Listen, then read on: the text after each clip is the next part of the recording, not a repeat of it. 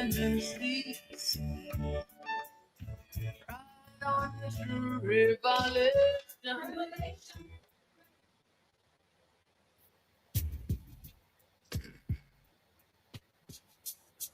Roots Connections on Q, 8 p.m. to 10 p.m. every other Wednesday on Q95, the big station.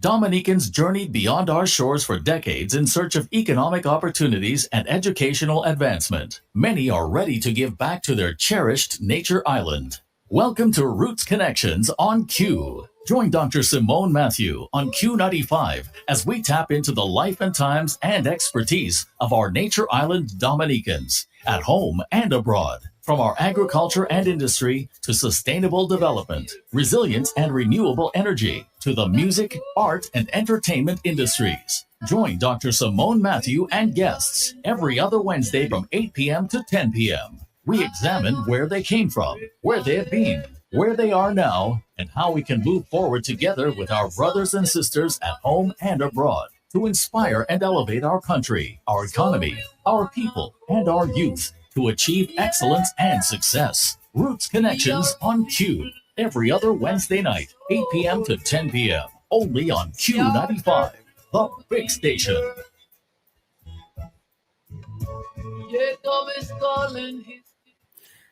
Good evening, Dominica, wherever you are, whatever you're doing at this time. Welcome to another episode of Roots Connections on Q, right here on Q95, the big station. It is always wonderful to be in your company for our number one program for featuring the change makers in our world, featuring those who are on the front line of effecting positive change. They're not sitting on the sidelines talking about what we ought to do to help our country, our people, and our region to move forward, but they're the visionaries among us who are on the front line of turning that passion we have for Dominica into action for Dominica. And I am sure that we can all agree that with all the changes that we're seeing impacting Dominica at this time, from the visa bans to all the travel restrictions that we're seeing being imposed on Dominica, now more than ever, we need to engage with those visionaries who are prepared to do the work to encourage us to move forward in a positive way.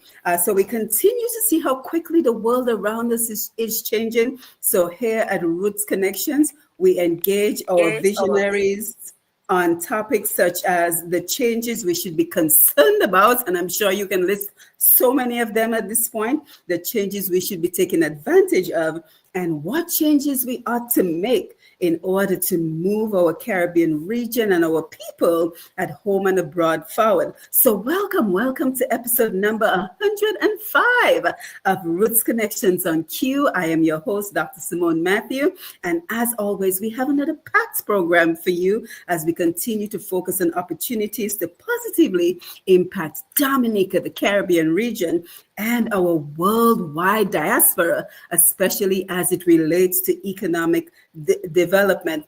So today, again, it's no exception. We are going to be looking at, is the diaspora through its generosity and enabling the dependency syndrome, which is crippling Dominica. So again, is the diaspora through its generosity enabling the dependency syndrome, which is crippling Dominica, because we know all too well of that dependency syndrome in Dominica, where we see a lot of Dominicans sustaining their livelihoods by begging. That is the truth. That is the reality. And those of us here in the diaspora, we know all too well, because we have been on the other end of folks asking us to send remittances, barrels, and other items to help them to sustain their livelihood in Dominica. And I cannot take credit for this program. As a matter of fact, I'm so happy that the person who engineered this program is with us today, Nurse Halima Thomas, aka Amma Thomas on Facebook. And I happen to catch her live programs. As a matter of fact, I always catch her Facebook programs, but I usually catch them on repeats. I can never seem to catch her live. So I was truly grateful when I caught her Facebook program where she was looking at that very important but very difficult question. And so, with all the travel bans and the other restrictions, we have to begin to ask those difficult questions, questions that surrounds supporting our families or sustainability. So what should that balance look like? What should the balance look like in terms of, yes, supporting our families through remittances and through sending barrels, but also, what is the balance in terms of how much of that investment should be going towards sustainable development? So I'm very happy we have Nurse Amma with us here today. We also have Mr. Carlos Charles, no stranger to the program, son of our great producer in the studio, Mr. Lambert Charles. So Carlos, thank you for being here. And we will also be joined by Alvin Thomas, someone who needs a no introduction to our platform. But before we get the program off and running, let us say a prayer for our beautiful country, Dominica, and all the challenges that we continue to face. We are always grateful to you, our audience, whether you're listening on the radio or you are joining us on Facebook and YouTube. We are live on Facebook and YouTube at Q95 FM radio, as well as Push Past 10. So don't forget to share the live, because we have to begin having these important discussions, and not just discussions, but plotting and strategizing a way forward for Dominica, because again, we are seeing so many doors in terms of opportunities closing in on us. So a very special good evening to you, whether you're joining us on Facebook, YouTube, or you're listening on the radio. Good evening, Lambi. Always nice to see you on the console as you will be taking the calls later in the program. A special good evening to Sherwin Norris, our engineer, Mr. G, and the rest of the Q95 family. I think Carlos keeps dropping, but he'll come back again. So let's give a warm Roots Connections welcome. So far, we have Amma on the platform. We are still waiting for Alvin, and Carlos just dropped. So Amma, just go ahead and give your introductory remarks.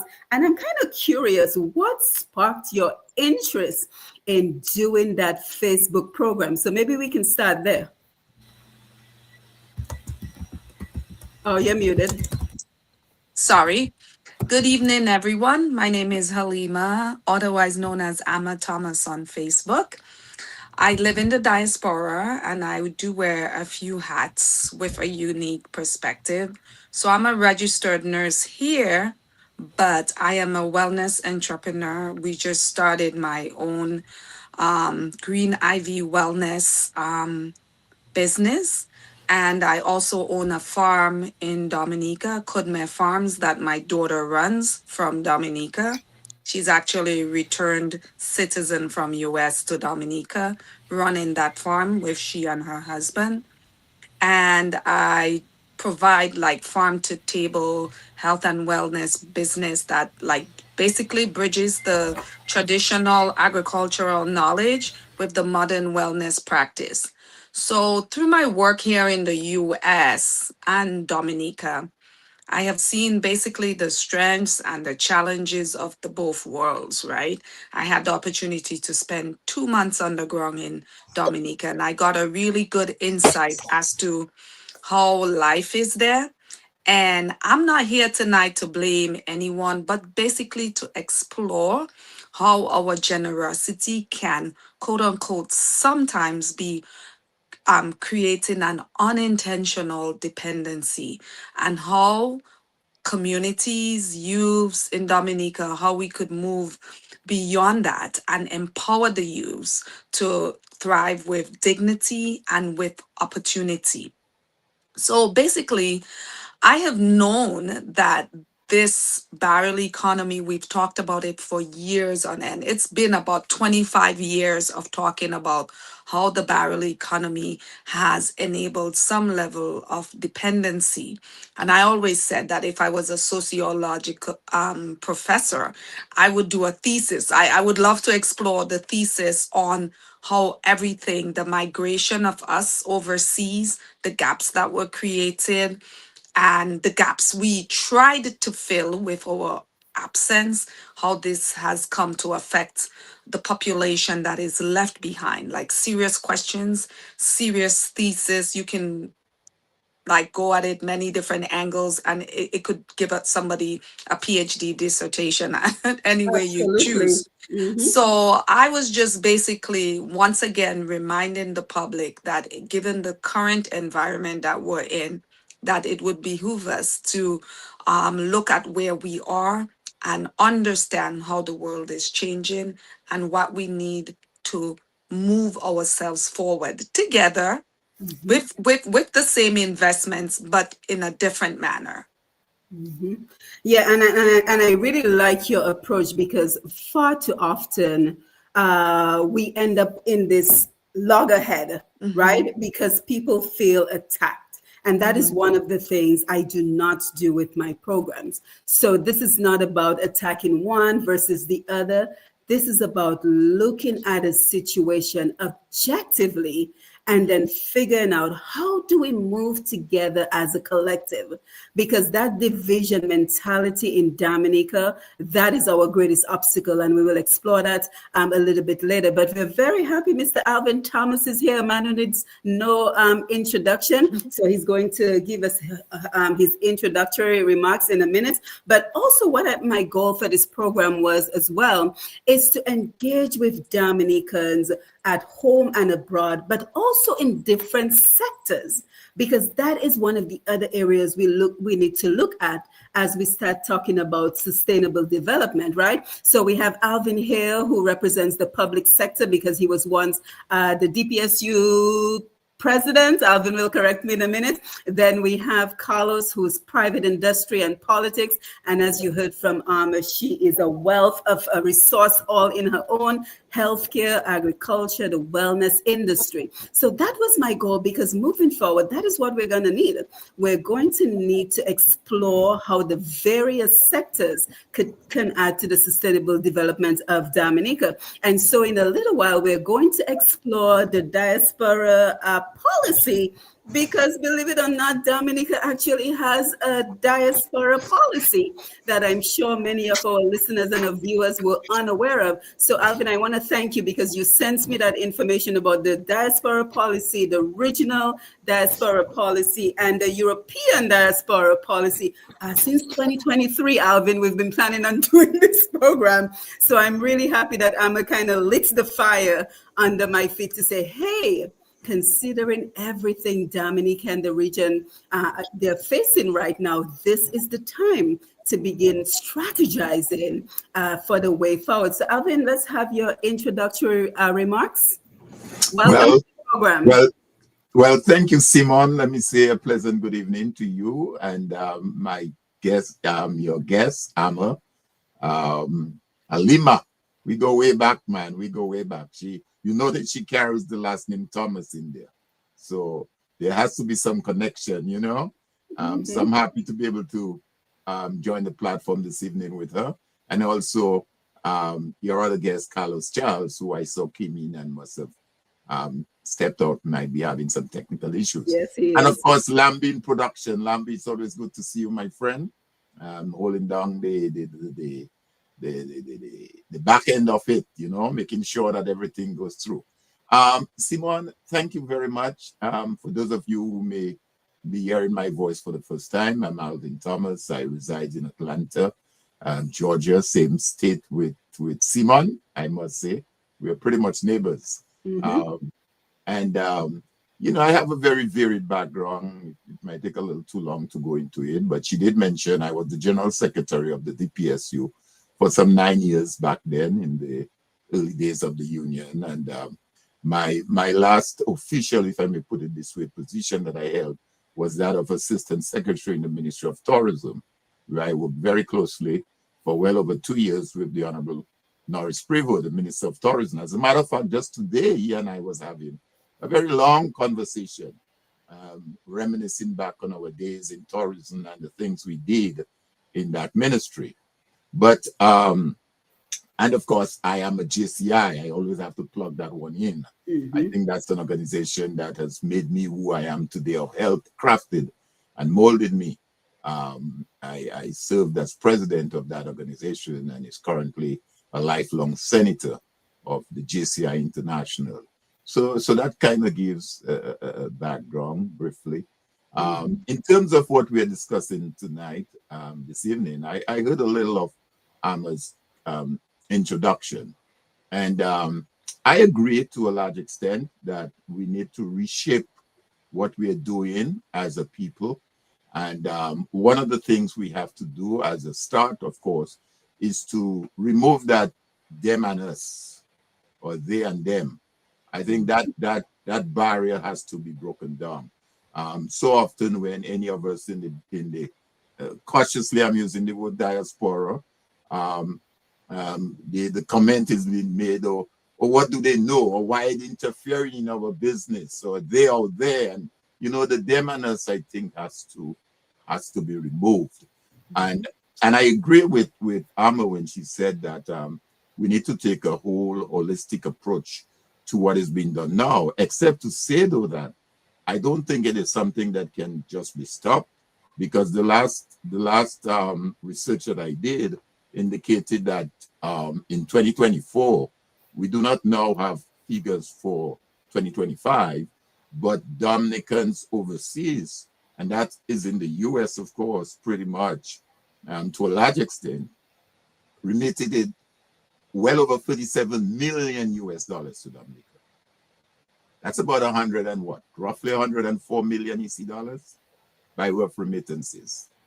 In 2017, when we had Hurricane Maria that year, and these are IMF figures, of course, those can be validated.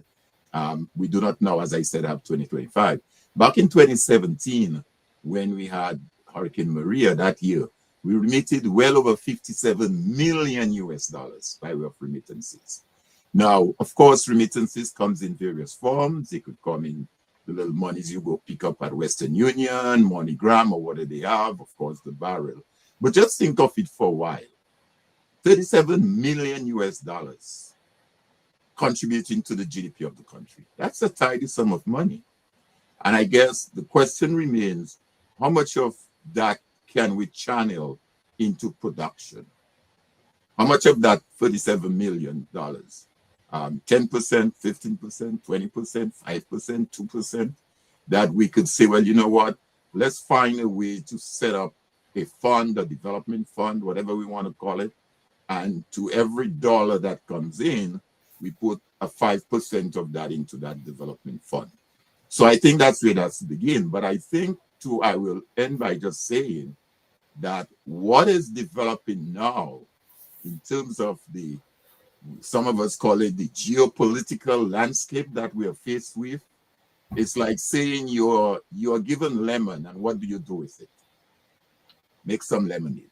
And I think we, apart from just looking at what's taking place now within the US and Dominica, I think we should also look into it, and maybe it's an opportunity for us to rethink, to re-examine where we are as a region. Because I will also say that small is beautiful, as they say. And we are located in a very geographic location. No one is going to move Dominica from where it is between Guadeloupe and Martinique. That's not going to change. No matter what anyone may say, whatever the leader will say. And the islands in the region are geographically positioned. And I think it begs the question now, how do we develop as small nations? Who do we partner with? And the world is a very large landscape. I mean, when you talk about Africa, the continent, if we just go there just briefly, you're talking about 1.5 billion people. The entire continent of Africa, almost the size of China, 1 point whatever billion. And then if you look at Asia, and you look at Latin America, Caribbean, I mean, so it begs us to revisit, relook what we have been doing and how we move forward in the future. So I'll end on that note, and obviously, as the discussion unfolds, I will make some further more in-depth contribution and more specific in terms of what we are here to discuss tonight. Right, and it's interesting that you started with remittances, Alvin, because that is exactly where Amma started when she did her program. So once we have Carlos do his introduction, Amma, I want you to start with that information you provided on the remittances and how you started the discussion, because I thought it was very important the way you compared the remittances that Dominicans have invested into our economy, comparing it to other entities that have invested in Dominica as well. But Carlos, let me come over to you so you can give your introductory remarks. And guys, thank you for coming in on the Facebook Live. I see you're coming in. I see my mom, Medina Senos, Jerry Henderson, Yannick Cold, Water, Perriman. So come on in. There's a match. I see your comment. Keep the comments coming in. I will be sure to take them later in the program. So Carlos, over to you. Good evening, everybody. Good evening to the listeners on Q95 FM and, of course, the various social media platforms that we're on live right now. Good evening to you, Dr. Simone. Good evening to you, Paps. Good evening, Nurse Amma Thomas. And, of course, Alvin. Any relation? Anyway, we'll get into that.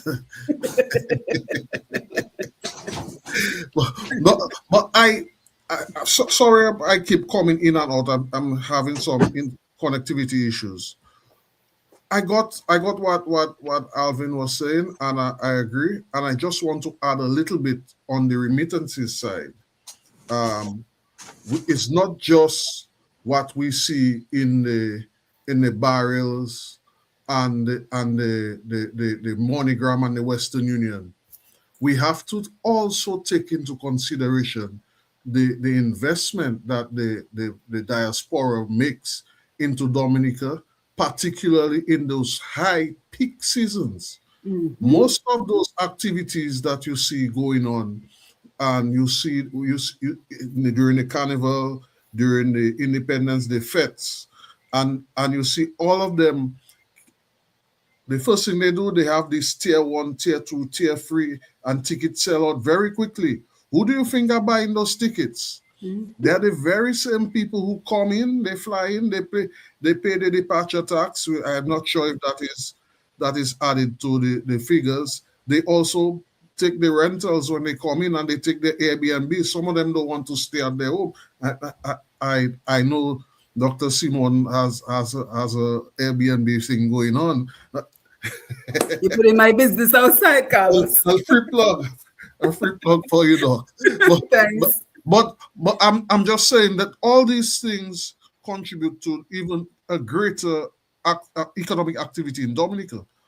But what we need to also do is find ways to harness all those businesses, all those activities, and find a way to target it into a recurring revenue as throughout the year for the country. Work with the different sectors, the persons in the hair salons, the persons in doing the rentals, the persons in the various businesses, and find ways of getting them to increase their expenditure when they come to visit Dominica. Mm-hmm. Of course, yes, I recognize the other areas such as the Western Unions and so on that the diaspora do. We welcome that, and I know that it is being looked at kind of unfavorably. They're kind of looking at it ticklish, mm-hmm. But we just have to work with the system. Mm-hmm. Yeah, thank you for that, Carlos. So Amma, let's jump right into the conversation, because again, I really liked that comparison you did in your program in terms of the remittances and that 37 million US Alvin just talked about, and how that compares. Actually, Simone, it is 38.63 million. All right, 38.63 million. 63 million. For 2024. Okay. Yeah. So I'm over to you. So again, when we spoke about it online, it was a whopping, like Mr. Thomas, who, by the way, is my father. That's my godfather. Good evening, Mr. Thomas, and good evening, Carlos. Carlos, yes, your parents and my parents were villagers together. So you are family as well, Carlos from Marigot. Good evening to you again. But on a serious note, what we saw is that this 38.6 million, when you look at it, it's 100 and something million EC. And then you have to kind of quantify it into how does it fall as a percentage of the GDP or the overall national budget, right? And that is just direct transfers. We haven't quantified the amount that comes in a barrel, but let's say we were to, an average barrel now is about 800 US dollars to pack, right? And so if you were looking at that contribution even twice annually to a family, that would be about 4,000 EC dollars that would be given to a family annually to help them meet the demands of their home. So overall, many Caribbean countries we see they receive about 20 to 40% of their GDP in remittances. And we see tourism, our contribution to tourism, the World Creole Music Festival. We look at Carnival. We look at the amount through Airbnb. Yes, I'm also involved in that with my daughter. And we're looking at these are major spikes in income for Dominican people on the ground. So when you have to sit and calibrate and quantify how it affects the GDP or the overall financial standing in the Commonwealth, you would see that it has a significant impact because we're just thinking it's us sending money to granny. It actually goes deeper than that because when you tabulate all of those financial data, you're seeing that it may even in actuality double. And our annual budget is over $1 billion, I believe. It's 1 point something billion. Mr. Thomas would quote me on that. I know he loves the figures, but that would mean that that would fall into the 20% of the budget and more on the GDP. So it is very important for us to understand that contribution. Now, we don't want to take away from our country. Let me make it very clear. What we need is strategic investment. What we need is accountability. What we need is programs that turn the remittances into local enterprise, youth engagement and skill training, and partnership between the diaspora and island communities. So, for example, instead of you sending $100 to your nephew or whoever it is that is calling for that money, if we had a situation set up where we could run it through a micro loan scheme, I could say, well, okay, you sign up on this website, I will donate to your project or whatever you want, and we can funnel the money through there so you can have that accountability. We could look at programs like that. So when I was talking, that's how I was looking at it, not saying that we shouldn't give. Actually, we should give more. If in my opinion, we need to give more to our country right now because what's happening is if we don't give more to help build up the infrastructure and build up the gaps between what the government is doing and what it's not doing, if we don't do that, the island will literally sink economically. Because if you look at it from an economic standpoint, the different pillars of the economy that it needs to take to mobilize and drive economic activity, those are not currently activated. And we see the only support, or not the only, but one of the major supports coming from us into Dominica. So that's why I was so passionate about it. It's like, okay, let's have this conversation. Let's find out how I can give more. So instead of sending that money to someone randomly, tell me, what can we do as diasporans out here to come together to create those entities so we can do smoother transitions? Because sooner or later, we may be limited in our ability for cash flow. As we can see the word isolationism coming into, those of you all that have done extensive history, you will see those policies have been enacted through time and history. And so we are in that period where isolationism comes into effect. So we kind of have to know how to narrate through those, like Mr. Thomas was saying, take the lemons, make lemonade very quickly and drink it very quickly and be productive very quickly, because we do not have time. We literally do not have time. I feel the sense of urgency even on my own farm. Once I saw the policies that were coming through last year, boom, one container down. Now we're getting ready to send the other. I'm transitioning because I know the possibility of this place Yeah, and as a, yeah, I'm just wrap up. I know the possibility of this place as a final destination is it's a possibility that it may not be. So we would have to build up our island so we can enjoy it yeah. with all the things that are in place. Yeah, and I want you to expound as well, Amma, when I come back to you in a little bit on, because I believe in talking with people who are doing what we need to do, right? So I want to talk with you in a little bit about how your farm is playing a role in everything that we're talking about. And I also know that you do some work with Africa.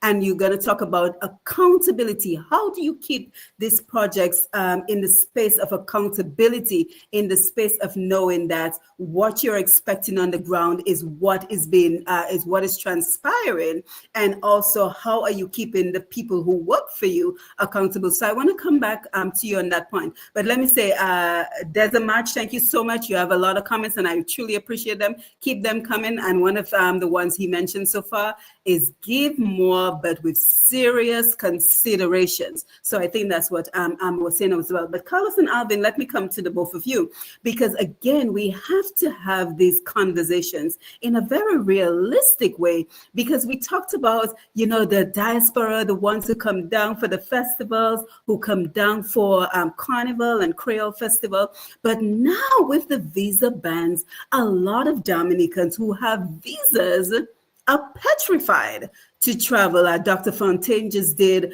a program recently where he was talking about the empty planes. And then we saw on Facebook, a young man posted a video of him on a flight, either going to Dominica or coming from Dominica, that was virtually empty. So we have to look at that as well in terms of the reduction in Dominicans who will want to travel to Dominica because of the visa ban that we're seeing now. So what are your thoughts on that? Because we have to continue talking about sustainable development. And we also, the overall theme of our program tonight is going to be short-term support, because we know our families are in dire need in Dominica. So yes, we want to be the quick response team and continue to send those remittances and continue to send those barrels. But what is the balance between that immediate short-term support versus the amount of money which Alma is talking about that needs to be invested in long-term sustainability projects? So Alvin and Carlos, your thoughts so far? I am happy that Alvin mentioned earlier about the geopolitical issues that is going on in the world right now. And I will tell you guys one thing that I'm telling all my friends who are resident overseas: your home door is not locked. The Dominica will welcome you home. I don't want to turn on the news and see you being part of the statistic and God forbid something bad happens. But I'm saying one of the things that the diasporans can do including and especially those who, some of them who were part of the scholarships that the government gave and to go and better themselves. I'm happy that they got to do that. One thing that they can consider doing is try and reverse the brain drain that Dominica is suffering and come home to contribute to the development of the country. That's one. And the other thing, for those who have been established and are pretty much comfortable enough to do it, find a way, whether it be with your family, a friend, or even through business partnerships, to develop industries in Dominica and leverage some of the contacts that you may have overseas to create industry in Dominica and work with the I'm pretty sure that a lot of persons who be looking for opportunities in Dominica would gladly work with But persons but like that. but let me play devil's advocate here, Carlos. Let me play devil's advocate. And of course, we're not attacking each other. We never do that on this program. But we have to be able to challenge each other. And Ricardo Santemi, I see you on the Facebook Live. Thank you for being here. Another great person who continues to do so well for Dominica in terms of his Facebook live program. So Ricardo, thank you for being here. But Carlos, let me play devil's advocate, because I hear a lot of people talking about reversing the brain drain by having Dominicans come home, right? And then we hear about the reality of the jobs, all the young people graduating from college and high school who are unable to find jobs. Just recently, I saw a young person, I don't know if it's a male or female, who posted this long Facebook post on the lack of opportunities for young people in Dominica. That many of the companies want you to have experience. How are you supposed to get the experience when you're in a level position? And then also, it begs the question of the lack of an enabling environment in Dominica for those who are looking to build industry. So it's easy to say, people should come together and tap into their resources up here and be able to create industry. But one particular example that comes to mind very quickly was the paper factory that I think, I'm forgetting his name, Alvin will help me out with his name, tried to establish, and it fell flat. So Mackenzie Sever. Thank you, Alvin. And it fell flat because, again, Dominica does not have the enabling environment. So how do we push past those obstacles?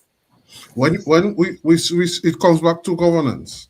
So short of us changing the government, which we cannot do tomorrow, and not unless we are given the opportunity, we cannot do it until that opportunity comes. But until then, there are ways that we can find avenues to get things going. I can use someone as an example. One of my dear sisters in our team, she through the year has exported close to $1 million in agricultural produce during the year. I could be wrong with the figure. It may be more, it may be a little less. But she has done significant work exporting produce in through the USVI and from the mainland USA. This is just one example. There are many other persons who I know who are involved in agro processing, animal husbandry. I've always said that one thing that this government has done that I will applaud them for was the installation of the abattoir, but it was poorly managed. One thing we can do is go hard at our export, our agricultural export, our animal husbandry, go harder at that and look to see where, many islands and countries are looking short of eggs, a basic thing, eggs in the US. We still have those flights leaving Dominica going to the US. Why can't some of our persons who are out there, Arnold has a farm in Dominica, which her daughter and her husband is running. Something like that can be done, and they can partner, and that export be done without having to use the if we call them failed agencies, arms of the state, and we do it ourselves. Petra was able to do it herself. Yep. There are many ways that you can do things. We cannot just say that this person I didn't get through with a job. And yes, many jobs ask you for experience. And another thing that our young people can do is find ways of making themselves more marketable. Get yourself the experience, whether it be through a basic job. A basic job, you start from the bottom. You cannot just get it from if you're coming from college and Oh, expect it to. volunteer, right? Volunteer, can I just Exactly. interject here? Yes. I wanted to say from my farm, I can only talk of my experience. Mm-hmm. So I must say, because I want this to remain very positive for the people on Mm-hmm. the ground. This last 2 to 3 weeks, I put an ad out for interns to my farm. And I'm telling you, I was very pleased with the response that I got because in the past, I put it out 2 years ago. I got zero. When I tell you zero, I got zero responses. But through the networks that we are building, like with Mr. Lester Barron and the Yes. Dominica Livestock Yep. Cooperative, Yep. he Yep. was able to channel that ad for me, Mm-hmm. plus my Facebook. The students at Next, because my farm is in Woodford Hill, they picked up on it and I got at least 5 responses. And I was very pleased with the quality of their presentation of themselves.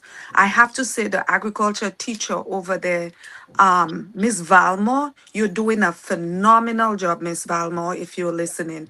Because when the students spoke to me, they said it has been pushed to them to consider agriculture as a business when they graduate. So that is where I would want to tailor the conversation, that I Mm-hmm. have these young people that are coming to me saying, I am here, I am present. Now, what is my responsibility as an investor into the island? Fair work conditions, good treatment, policies like SOPs, standard operating policies, SOPs for sexual harassment, all these things have to be put in place to ensure a productive workforce. You understand? So we had the first person come in today. Now, guess what? A young man sent me a text. He said, so it's for interns alone now. I said, no, I am actually looking for a third employee. And he came and we were very impressed. And he started, and we're going to slowly, gradually bring him up to full time. But we started him with part time. And so there are people on the ground that are willing to work. So I went back in the co op group and I said, guys, like, what can we do for these people? Do you guys know that students are available to work? But, when you solicit someone that has been trained in agricultural science for 5 years, you must put a dollar value on their expertise. So these young children are coming, they got to be paid at minimum wage. They or if they want to volunteer, fine. So I want to say that I was pleased with that. I was pleased with how they're doing. And I just have to say that from our end, the grown-ups, the investors, we got to meet these kids halfway. And a little segue into the transition. I'm glad you brought up the transition, because I did highlight five points of transition when I did my research. Was transform the aid into investment, build local value chains, integrate skills and workforce development, incentivize accountability and goal setting, and to cultivate a culture of ownership and partnership. One of the goals of my farm is that there will be profit sharing, so that the workers feel that they are a part of it, that it's not just them toiling and laboring.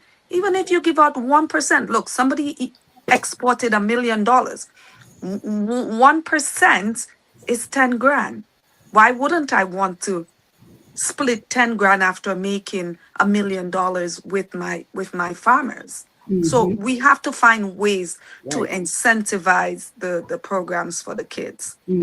Excellent. Alvin, let me come to you for your thoughts. And then once Alvin is done, a very poignant point you made, Alma, that just struck me straight in my heart, because I never thought about that before. And I promise a lot of our listeners, a lot of our viewers have not thought about this either. So after Alvin makes his contribution, I want to come back to you, Alma, because you made a very valid point. And that is, we as the generation who left Dominica, we're very passionate and we do the remittances and we do the barrels. But the generation after us, our children, are not going to be as passionate in terms of sending money and sending barrels. So in essence, what you're saying, what we're doing on the short term is not sustainable. It is not sustainable. And that is going to lead to a collapse, because I don't see my daughter Sophia sending money to anybody in Dominica, and I don't see her packing no barrel and sending barrels to Dominica neither. So hold that thought. Carlos, you can think about that thought as well. But Alvin, let me come over to you for your thoughts so far. Yeah, thanks, Simone. Well, let me. I may say a few controversial things here tonight, and you know me. I am a sharpshooter, and I say it as it is.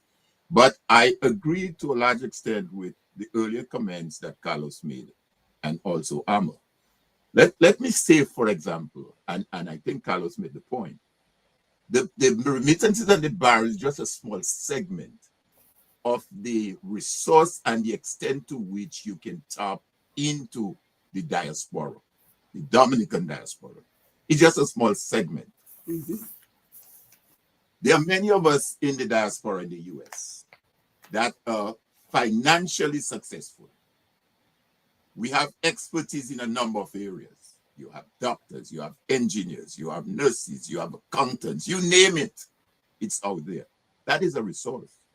The problem is that, and Carlos made the mention of governance, we have not been able to take a holistic approach and tap into it.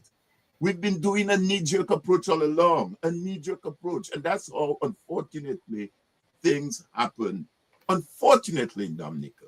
And it boils down on the governance part.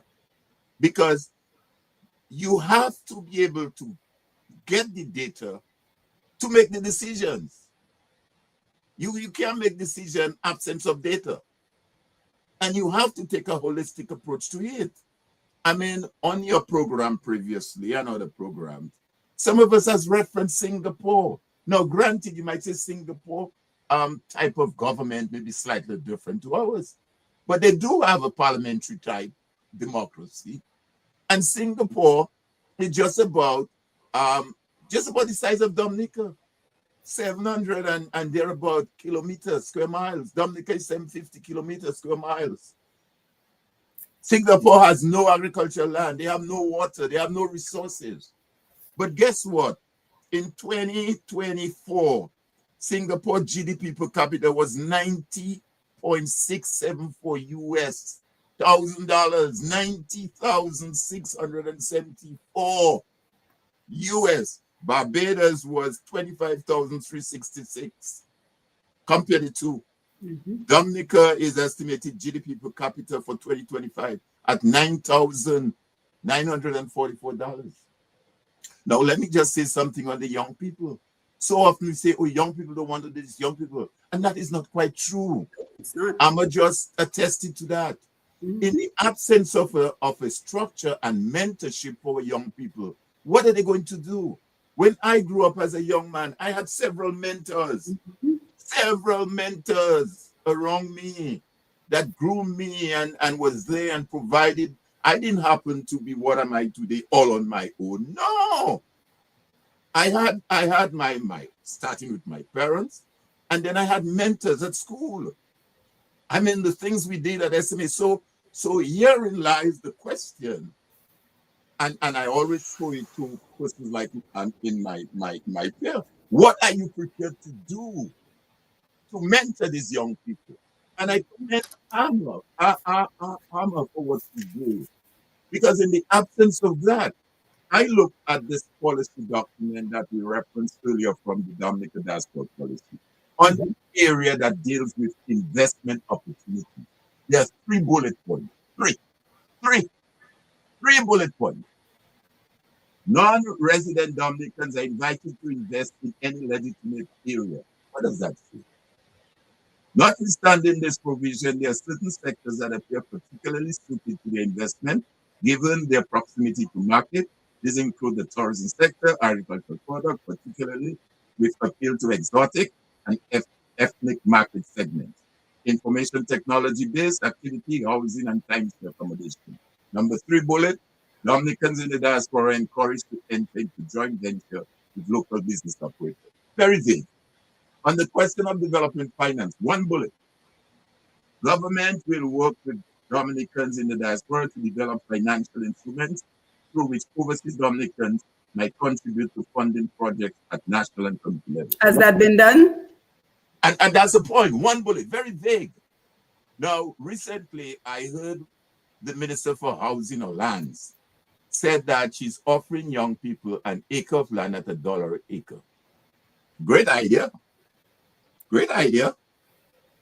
But where is the holistic approach to it? You take a young person and you say, I'm giving you $1 an acre land. Where's the capital investment to work the land? Is the land accessible? We are a forested country. Who's going to clear that land? What kind of crop are you going to put on the land? Have we identified a need and say, well, you guys, there's a market for pineapples. There's a market for anthurium lilies. There's a market for passion fruit. And therefore, this is the way you could form yourself into a cooperative. And these young people can come together. Who is the mentor? I mean, to just come and glibly say, I'm offering you $1 for an acre of land. And it sounds so good. And we all going to say, great job. I mean, this is where we are today, Simone, unfortunately. And I agree with Carlos when he talked about the governance. Let me just say quickly, in terms of what you said, and in terms of our next generation, I don't think it is quite so. I have 2 boys. 2 boys. They were born in Dominica, but spent most of their life here in the US. You know, they came to me a year or 2 ago and said, Daddy, we want to open a business in Dominica. It was the last thing on my mind to hear them coming with that. They said, Daddy, we want to open a business in Dominica. And we had this family meetings going back and forth. And I say, really, you want to do that? They say, yes, Daddy. So I'm saying this to say that your daughter may not send the barrel, but your daughter, depending on her area of training and expertise, might tell you, Mom, I want to go back to Dominica and start a business. I want to go back to Dominica and do X, Y, and Z. But the environment must be conducive for that. And that is where, as Carlos mentioned earlier, the whole question of governance comes in. We cannot do this thing. And given what is happening now in the region, it is important that these CARICOM leaders really step back and realize where we are and understand that they have the lives and the destiny of the people of the region in their hands. And they better come quick and do something smart and quick about it. And we can do it. We've done it, those of us who traveled and migrated overseas. I mean, you're in Atlanta, Simone. You know the number of us that are in there, our expertise, our background, our influence. So we're not afraid of work, as they always say. No pas peur travail. We know to work. We know to excel. But I think it behoves those back home to and as I said, we need to get away from the them and us to really approach this thing. And I think it can be more timely now, given what is happening, for us to do that. I heard the Prime Minister of Canada is having a meeting within the next week or so with CARICOM. And one of the things that he said in his discussion with when he made a comment, I'm just trying to see if I can quickly get it there for you, because it's worth mentioning. I mean, if he can see it that way, why are we Dominicans not seeing it in that same vein? Why are we not? Okay, he says He says in his comment, while not seeking to alienate or overtly antagonize the United States, CARICOM must seek to broaden its global partnership in the Americas, Africa, Asia, including the Middle East, so as to provide itself with greater economic freedom and therefore insulation in dealing with great powers, unquote. That was the Prime Minister of Canada that was sending that message to CARICOM leaders. Mm-hmm. So I will just end by saying that the future is great. The future is great. Don't underestimate that. But we now have to do much more. Those of us Dominicans at home and in the diaspora, and persons like Amma need to be commended, and many others like her. But let us see it in a way that understand. And Carlos is right. Until we can get the governance, until we can get that governance in the way it should, then we will continuously do in a knee-jerk approach to this thing.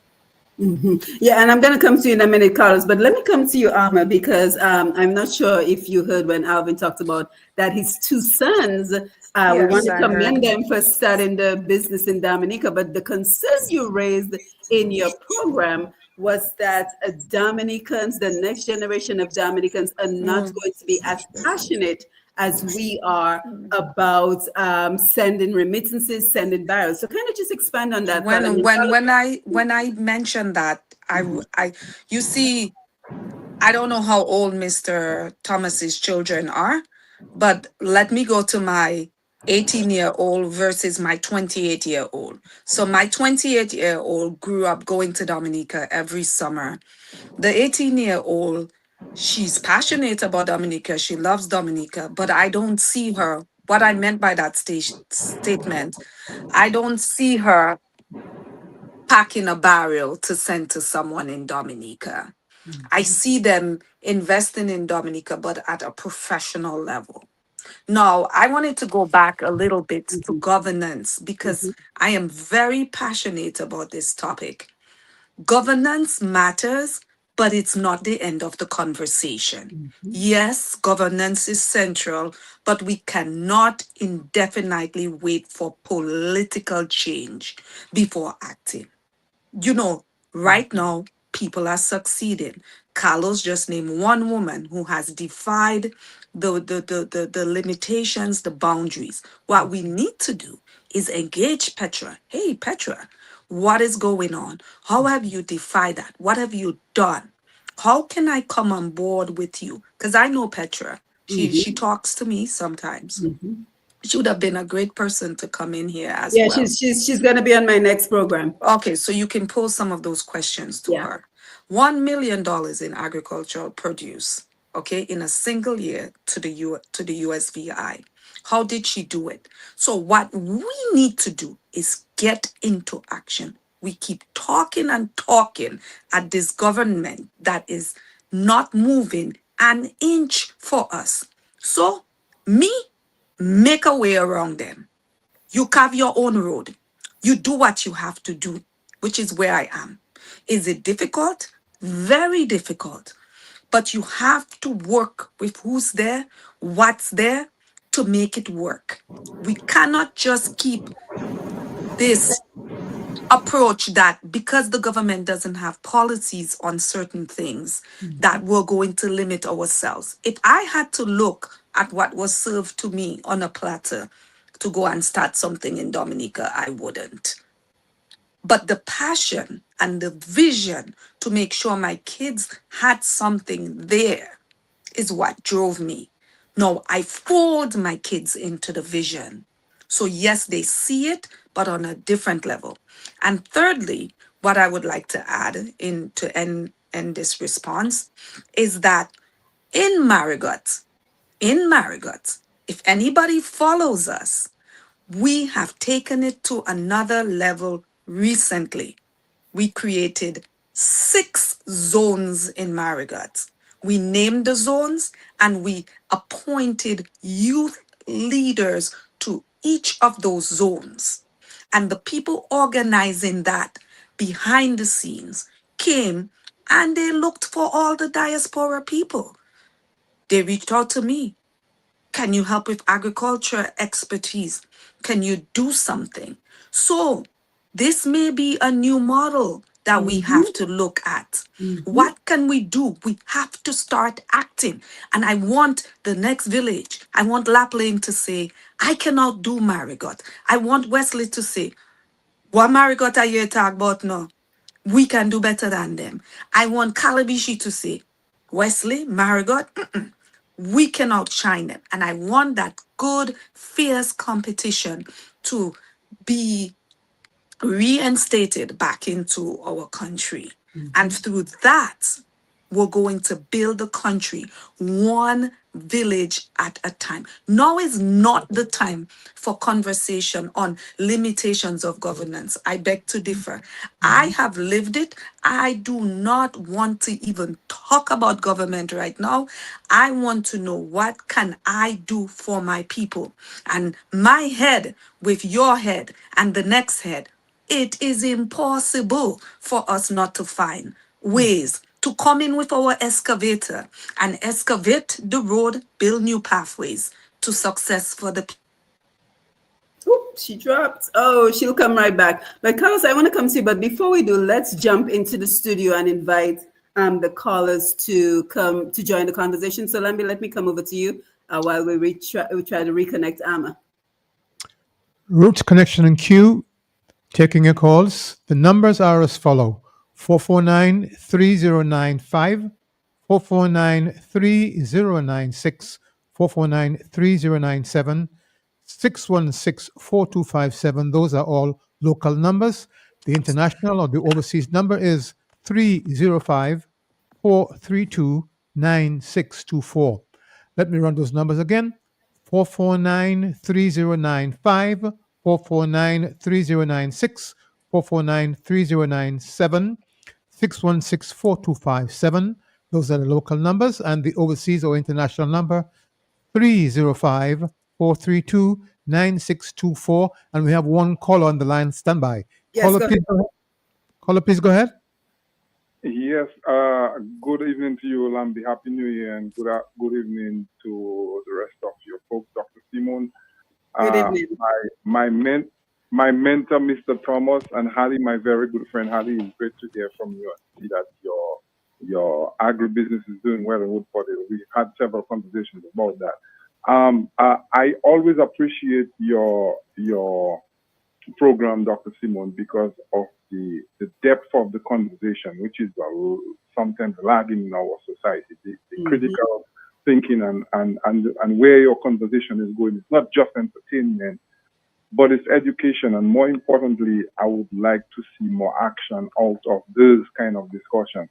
Some of the things you've been talking about, Mr. Thomas can attest and Harry can attest. We've had conversations about it. And one of the things that I started writing something about population, because one of the important subjects we did in school was population migration, population density, the population distribution, which has to do with young and old. The reason why I'm saying this, because a lot of times when we talk about markets, I think people think of markets as being a physical place, just a space. And don't realize markets are really people. And when you hear potential markets, it means the amount of people that has buying power to purchase your goods and services. And we also talk about GDP and GDP per capita, and GDP is the total output of goods and services, whereas GDP per capita is the total output of goods and services per person. And why that is important, it has per person on there, which tells you for your GDP per capita or your GDP to be very large or meaningful, everybody is counted when they say per capita. So what that means is that your people, your population have to be one productive. So statistics such as unemployment rate, unemployment among youth, the availability of jobs, and how many people working and being productive, whether it's in the primary industry, secondary industry, tertiary industry, is really important as to your overall production of goods and services in your country. That's one. And two, how important it is for people to be part of the market, meaning that if I open a business in Dominica, does my market have the available funds to sustain whatever business? And I think too often in our development, too often our policymakers do not factor the importance of the population in the development process. Therefore, we are losing out on the human capital, which is the brain drain. We don't care if we send people to study and they don't come back because we don't value the skills, the gifts, and the talents that that population have to build a society. And I think that is the biggest issue we have. So now we're facing an existential problem with the United States and the global order. We are not seeing the importance of the Caribbean region, which has about 40-something million people, and how we can incorporate the development plan to make sure that, one, the gifts, the skills, and talents of that pool is realized. Two, that these people have enough buying power to sustain a local market. And three, how we are going to get that population to see their worth and develop, thereby getting the young people to stay, getting the people to come back, and getting the region to be sustainable. And I think in all that conversation, in all the planning we have had, I think the least important in the entire discussion is the value of our population, our people, which makes up the market, which makes up the resource. And that has been a significant problem in having our development. And finally, before I go, I always ask myself, how comes a population of 400 million people in the United States could build the largest economy in the world? And you have countries with over 1-point-something billion people. And right now you're hearing that talk about the amount of young people in the African continent with over 1.5 billion people and how important that market can be. So just imagine increasing the buying power of these people in that country and the potential it has to be sustainable. I will end there for now. There's so much to say, but I am listening to your program and always a pleasure. Yes.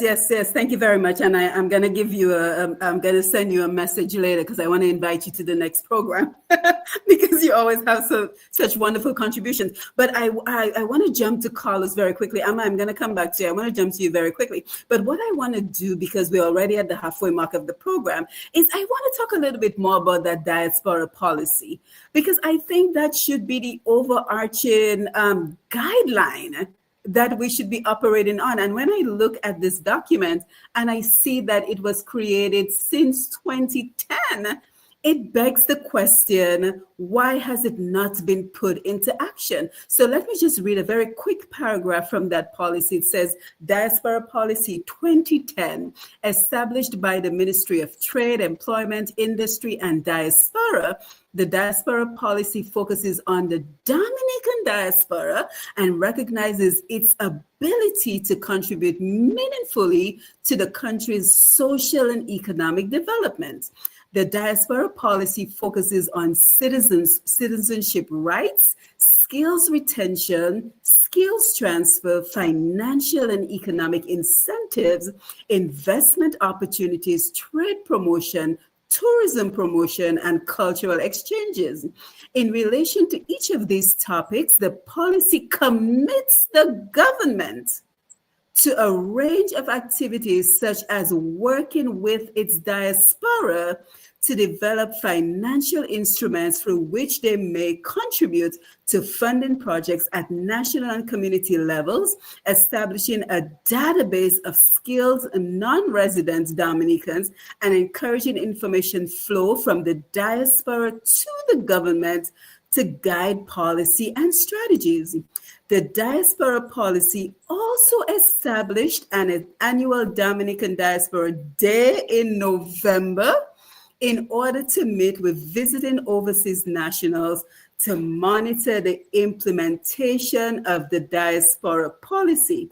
And my question to you, my esteemed panel, is, have we seen any action with regards to that diaspora policy? I know that there is an Invest Dominica opportunity.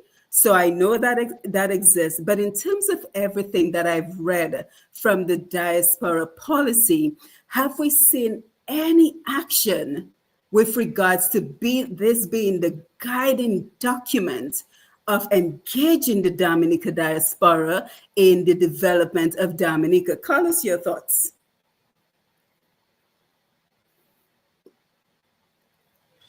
Yes, so you see, it comes back to what I was saying earlier. Government put policies in place, right? But that our diaspora people or diaspora persons or overseas nationals, they need to look at ideas, look at things that they want to do, and find ways. There are systems in place right now. You don't have to necessarily go to a minister or a pal rep or somebody. You know people. There are persons, and I'm glad you mentioned the Invest Dominica, because I do know they work with persons who are overseas to develop programs and so on. So we should not be limiting ourselves to what is being actively promoted.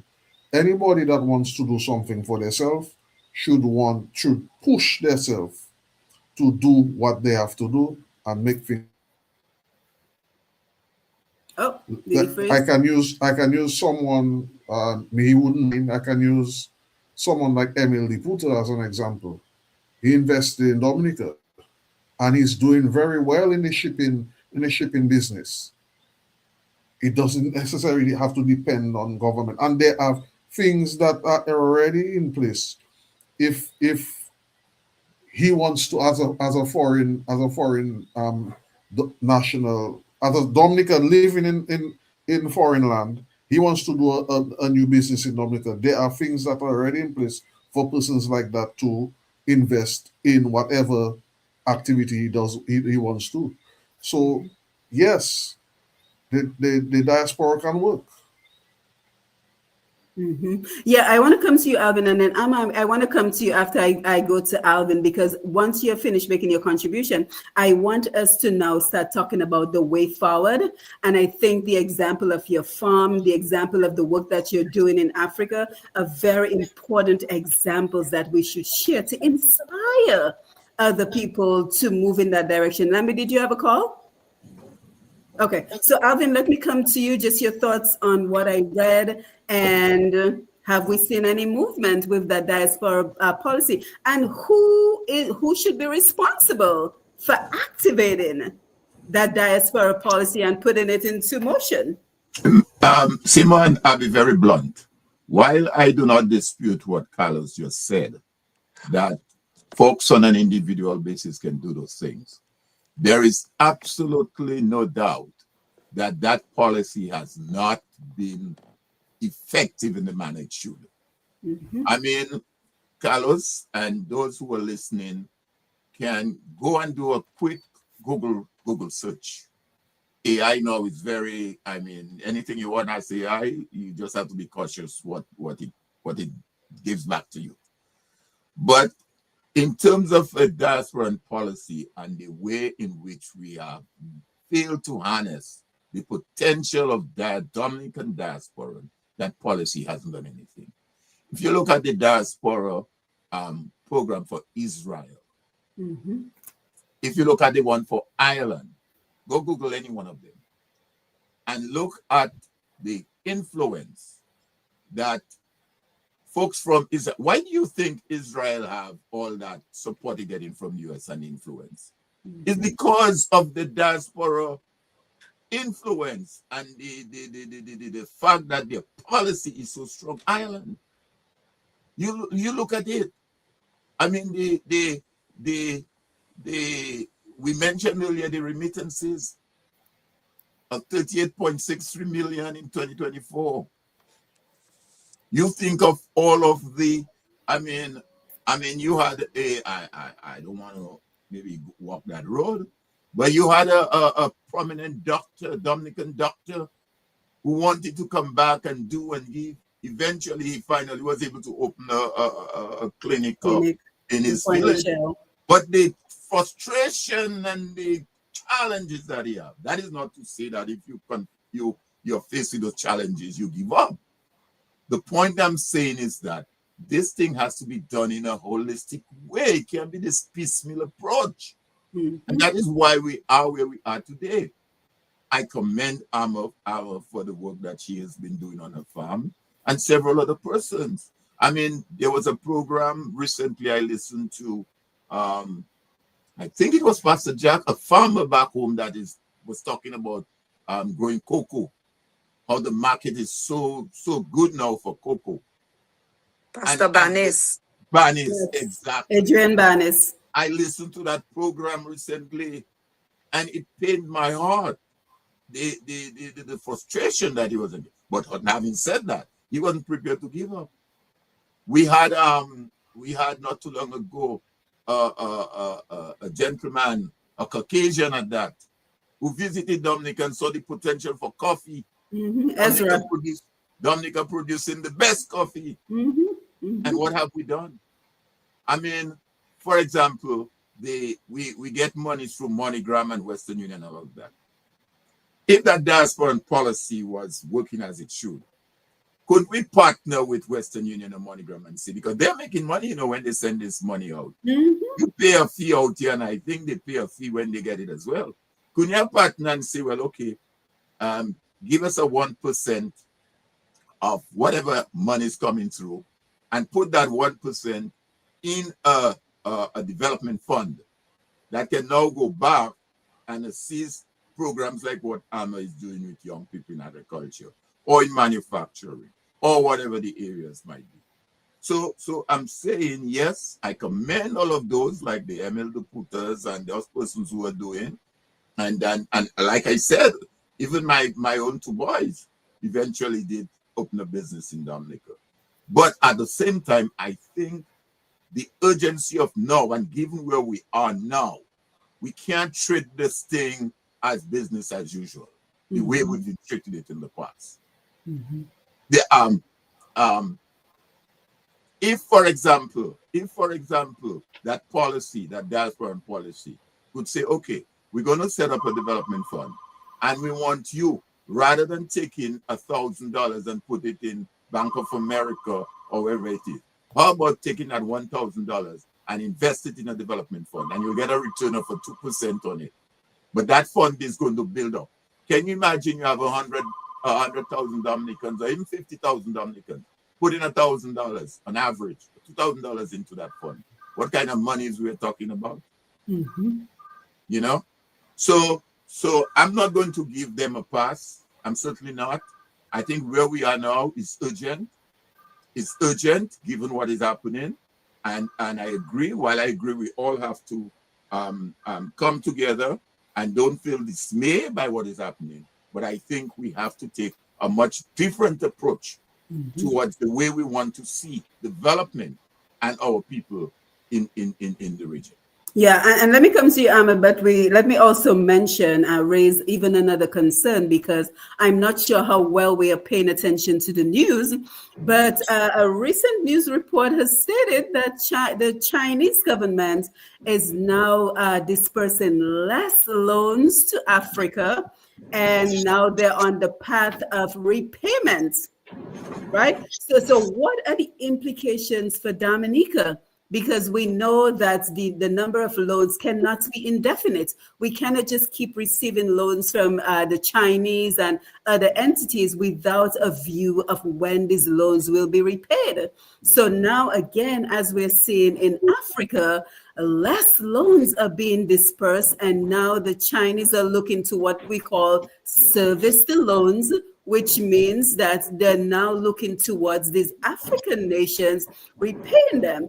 And then it begs the question, well, what are the consequences if you are unable to repay those loans? What are the consequences for these African countries? And by extension, what are the consequences for Dominica when it is time to service these loans? So just more concerns that we're raising as we're looking at, is the diaspora enabling the dependency syndrome, which is crippling Dominica? So that is our topic for this evening, if you joined us late. But Amma, let me come over to you for your thoughts. And we need to start talking about the way forward, because one of the things I do want to mention, I cannot talk about the Dominica Livestock Cooperative enough, because they are a true example of what sustainable development looks like. They are a true example of what collaboration looks like. And as a matter of fact, I made a note, because since their inception, I have also linked them to other farms such as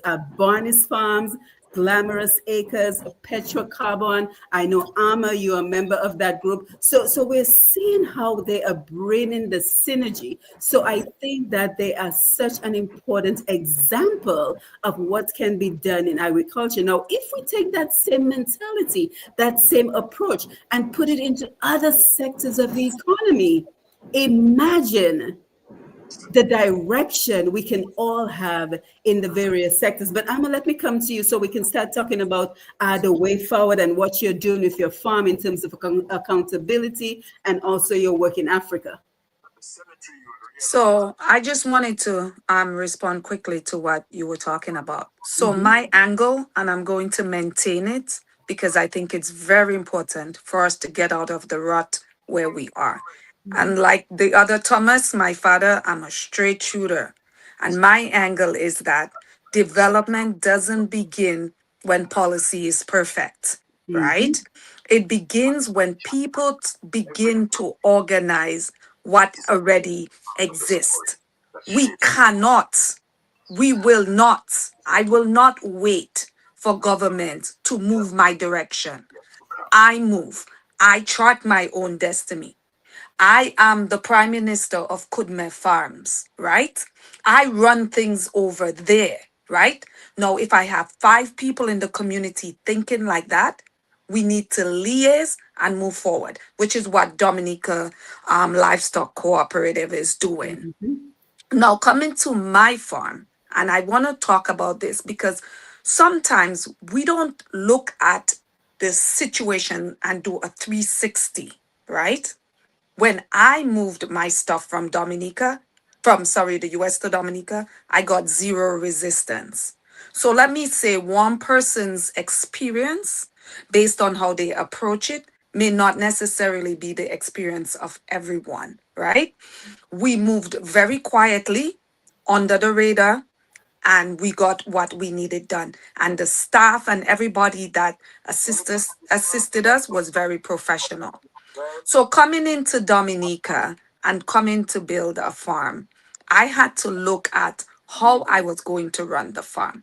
One of the very first things I did was to develop an agricultural plan. Give me 1 second. Lambi, I think we can hear your phone coming in through the speaker. So sorry about that. All right, thank you. Go ahead. So going into action. When I came, there was nothing. There was a house abandoned on 9 acres. We started to move methodically, setting 1 layer, the foundation, then the building up, then the building up. We couldn't find labor. I had to convince a couple young men to come and work with me. I had to convince them because their experiences working with other Dominican people have not been that great. They work, people don't pay them, etc., etc. So we haven't even gone into those parts yet, right? And through trust, through building trust, I was able to show them what the vision is and where we're going and how I don't even want them to stay with me forever. I think that's the biggest sell for getting the employees that I've gotten is that, okay, in a couple years, I need you to go and replicate this on the land you have over there. And I need you to join me as a conglomerate and build it up. After you've worked on what you've done, in my farm. So you learn from me. I set you up with training. We have programs running through Trinidad every weekend for $20. That's one thing that people in the diaspora can do. They can sponsor a kid to take a weekend seminar in agriculture with this guy, Dr. Rehad, who's a UE lecturer and actually works with the government of Dominica, right? So we can set up those relationships.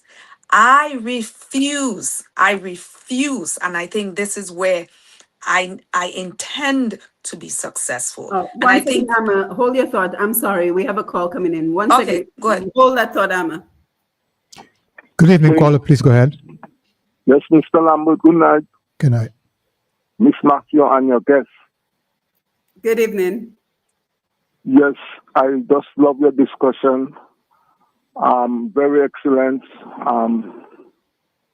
I don't know what could happen. My name is Ronnie.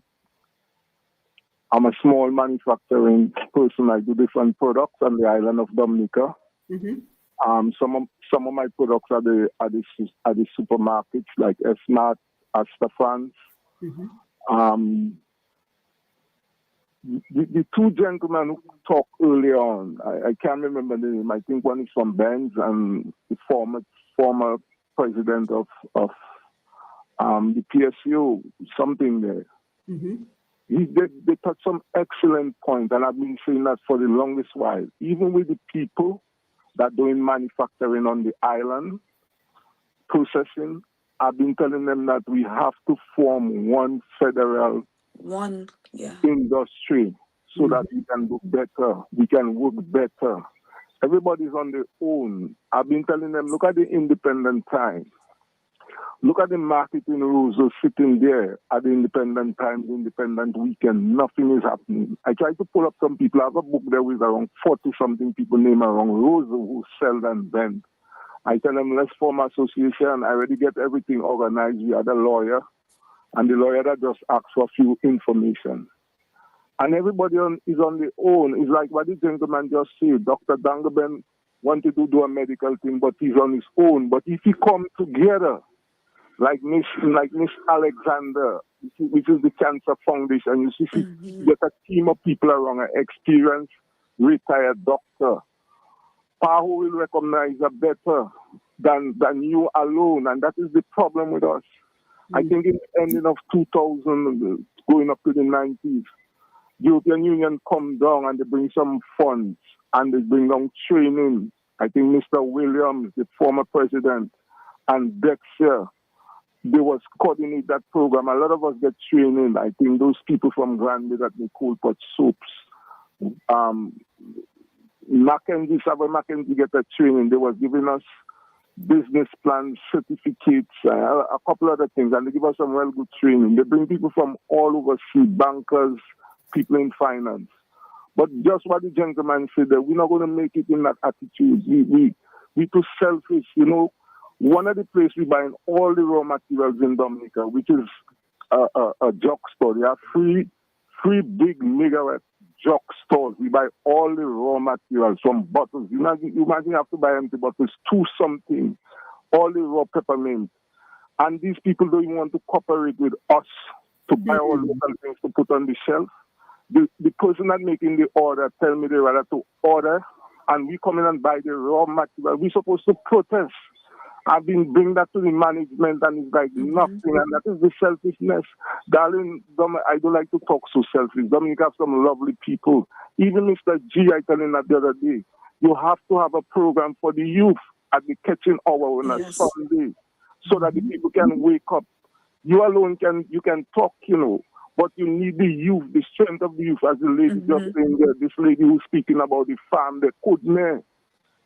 It's not about money, you know. It's about working. That's what the elderly people do. They tie their waist with a mahu, and they 6 men goes out and work. You know? And Lambert is from Marigot. Lambert could tell you the team of people that was working. Marigot used to be a flamboyant, you know. People would leave from all other villages just to come to Marigot on a Sunday to buy bread, fish, and go and look at the planes land at Menvin Airport. People leave from Salisbury, Granby. But something about us, that whole Western culture, we adopt. That America culture is good to educate us, but it makes us become very selfish as America. I'm not saying everybody are like that. And I totally agree with you, first gentlemen. We have to change the attitude. We're not going to survive, you know. Trust me. Have a good night. Yeah, thank you. Thank you. Simone, can I respond to him? Yes. Because what he's saying is true, and I was coming to that. So in my journey to Dominica, I have several friends that have the same journey. And you know, I'm on this by myself. There's a feedback. Don't know where it's coming from. Is it your mic on? I Do don't you know. have another device on? I don't think. Okay, let's try. Let's try. Yes. Again. Can you hear me now? Yes, go ahead. Okay. So I am glad the caller brought that up, because really on my farm, I'm by myself. Every single investment that is done on that farm is done by me. Yet I have people that tell me they want to do the same thing. Yet we just cannot come together to have that conversation.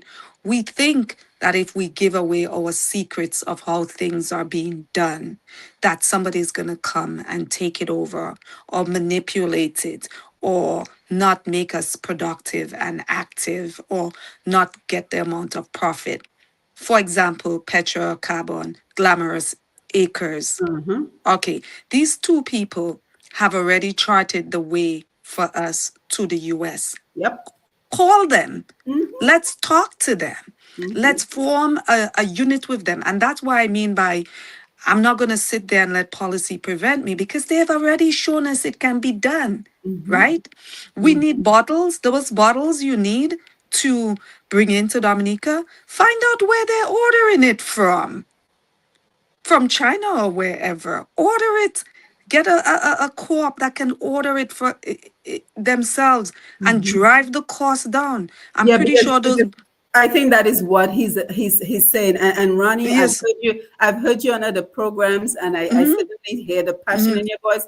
And what I would like for you to do at the end of the program, I always give my email address. So I would really like to engage you in a conversation with everything that you're talking about, because you've always been good at mentioning the real challenges on the ground. I've heard you before, Ronnie, and I would really love to engage with you. So at the end of the program, when I give my email address, just make sure you have a pen and a paper so you can write down my email address. You can reach out to me and we can start really talking about the challenges that you and others are facing on the ground. So thank you, Ronnie, for calling. Amma, let's wrap up, and then I want to go over to Carlos and Alvin so we can talk about the way forward. Yeah, I mean, let's segue into going forward. Going forward, I would say the biggest thing would be cooperation. Yep. Cooperative. At the level of what we see being done in the DLC. Yes. I mean, that group is on fire. Like, we are in there every day. I cannot even keep up. Anything we want, anything we see, Mr. Byron, other people are ready to help. It can be done, people. Let's move away from talking about what is not there to serve us. Let's make our own policy. Let the private sector stimulate itself. We have become too dependent on the conversation of what is not being done. We have to do it for ourselves. Excellent. Carlos, let me come to you. The way forward, that's where we are in this conversation, the way forward. And then Alvin, I want to come to you as well. And let's also include the conversations, because last year we saw so many school reunions, right? We saw so many reunions. St. Andrews. St. Andrews, and we featured a lot of them on this program last year. So what is the next step? The SMA Foundation, Alvin, you're a part of that. What is the next steps? Because again, these are the keys, the people who are already doing the work, because everyone knows, I don't want to hear nothing about what we ought to do, what we should do, because then we're talking about what we should do, but everybody's pointing the finger at you because they're not prepared to do the work. So we continue to engage with those who are doing the work. But what are the next steps from these reunions in terms of moving this country forward? Because like Amma said, we cannot continue to wait for a change of governance. Yes, governance is important. It has a role to play, especially with implementing the policies. But again, with the lack of action that we're seeing, what is the way forward? So Carlos, your thoughts, the way forward. I'm here as a politician besides being a small business owner, right? The topic of this discussion today is the diaspora enabling the dependency syndrome, which is crippling Dominica. I don't think the diaspora is doing that. And we're talking about solutions, right? The previous caller who called in there are opportunities for the diasporas to contribute in the local environment, which is some of the things that I mentioned earlier. Let me give you an example of something that occurred some time ago. A diaspora person reached out to me. One of my business is into trucking and heavy equipment, and he said, "Carlos, I want to participate in the international airport project." Now, granted, it did not work out the way it should because of policy and so on. We saw a whole set of foreign trucks coming on our. All right. Let me give you another example of something diasporas can do. Right here. You see this thing? This is vinegar. This was created right here in Dominica. I spoke to this young man. His name is KV Vidal. He's from Salisbury. And I asked him, well, what are you doing for your export? And one of the things that he told me is because of the production costs, he cannot do as much as he would like to do the numbers, to set up his branding and so on and so forth. Because when you want to go export and compete internationally, you have to do your products at a certain standard. Probably somebody from the diaspora can reach out to this young man and partner with him. I'm pretty sure he would want to work with, and that doesn't have to depend on governance. All those things can be done in solving the problem that we see and moving forward. These are just certain examples that jump out to me right away. Yes, and those are very important examples, Carlos. So thank you. And Alvin, let me come to you. The role of our organizations, JCI, the reunions we saw. But Indigenous Bushman is on the live with us, and he raises a very important point. Trust and cooperation. That word trust, Alvin, it is such a loaded word because we know that there is a lot of distrust, and with good reason, between Dominicans overseas and Dominicans in Dominica. Because first of all, we have the mentality, and I was very disappointed to see a very prominent Dominica who posted on Facebook that complete mentality of all you left, and we had to do what we had to do to develop our country, right? So that is a mentality that is going to get us nowhere. So we're not going to expand on his post, but that word trust, because we know there's so many people who've been burnt. So many people who've sent money for projects in Dominica, whether it was building your home. I know of one particular case where a lady, a hardworking lady up here in the US, sent money for someone, a trusted person in Dominica, to register her business on her name, and he turned around, registered the business on his name. The importance of the trust. How do we build the trust, and the roles of the organization, Alvin, the way forward? No, I think you made a very important point. And earlier on, of course, when Amma mentioned the word trust, I think that is so important. In any relationship, whether it's a business, family, personal relationship, trust matters. It matters a lot. And it is something you take time to build over a period of time, but you can lose it in a second. And once you've lost it, it becomes even more difficult to regain it. So I think that's important. And of course, the whole question of collaboration is also important. I think, and I referenced earlier the fact that all small island states need to collab together. But let me just end though by saying, or let me just make my closing comments, if that's what it is. To Oh, say not, that, not quite, not oh, quite. not quite. Okay. But let me just say though that I think we must see the glass half filled instead of half empty. And there's a lot of potential. Having made the comments that I made, does not erase the fact that there is tremendous potential. Let me also say though that migration has been taking place to Dominicans going overseas for a very long time, even before maybe I was born, or Amma, or Carlos. You had folks going to the UK, to England, to the US, to Canada. I mean, you name it. And what we have seen with those folks who have migrated, a lot of them have been able to send monies back home, build their homes. I mean, how do you think a lot of those homes that you saw being built around Dominica? Yes, some of those were built by folks who work and live in Dominica, but a large number of them too were built by folks from overseas who went and they were able to send back and help to develop. So there is potential. On the question of the reunions, I think that's a positive sign. That's a very positive sign, and it's something we need to develop and build on.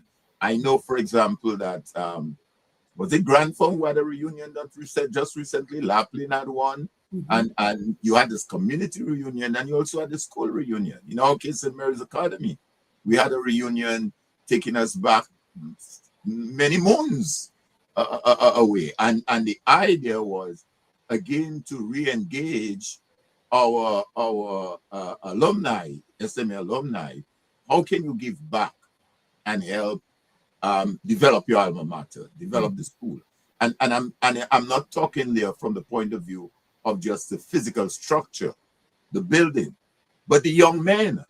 I mean, I always try to I may come across a bit biased, but St. Mary's Academy, as we speak now, is the only all boys school on the island. Boys, that is. And we know the challenge that we've been hearing of young men in Dominica.